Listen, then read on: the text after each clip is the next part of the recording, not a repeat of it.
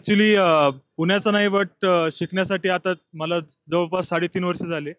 But दरवर्षी मी गणेशोत्सव असतो म्हणून घरी न जाता पहिले 3-4 दिवस तरी पुण्यात राहून हा एवढा मोठा सोहळा जो आहे, तो माझ्या डोळ्याने बघतो. आणि त्यामध्ये सगळ्यात खास म्हणजे सगळ्यांचा आवडता सर्वांचा लाडका आपला दगडूशेठ हलवाई गणपती. मग त्याच्यामध्ये प्रत्येक वर्षी इव्हन लास्ट इयर पण जर का तुम्ही बघत असाल तरी राम मंदिरचं ज्यांनी डेकोरेशन केलं होतं, इट वॉज फॅब्युलस. आणि ह्या वर्षी पण पद्मनाभ स्वामीचं जी डेकोरेशन केलंय ते पण खूपच मस्त आहे. पण दरवर्षी खूप वेगळेपणा असतो त्यांच्यामध्ये. आणि जे ऍक्च्युअल मध्ये मंदिर आहेत किंवा ऍक्च्युअल मध्ये जे त्यांना बनवायचं असतं ते कम्प्लीट 100% सक्सेस होतं म्हणजे होतं दगडूशेठसाठी.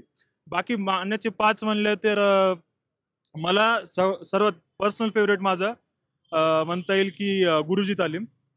मग त्यामध्ये सगळ्यांचे डेकोरेशन वगैरे तेच आवडतं. आणि दुसरी गोष्ट ज्याची खूप कौतुक आहे की एवढं मोठं संख्येने जी लोक येतात बघण्यासाठी, इव्हन फ्रॉम कम्प्लीट महाराष्ट्र, ते मॅनेज करणं हे पण खूप मोठं टास्क आहे. आणि ते आपलं पोलीस और आपलं जी गव्हर्नमेंट आहे ती कम्प्लीट एकदम व्यवस्थितपणे एकदम चोखपणे पार पाडते.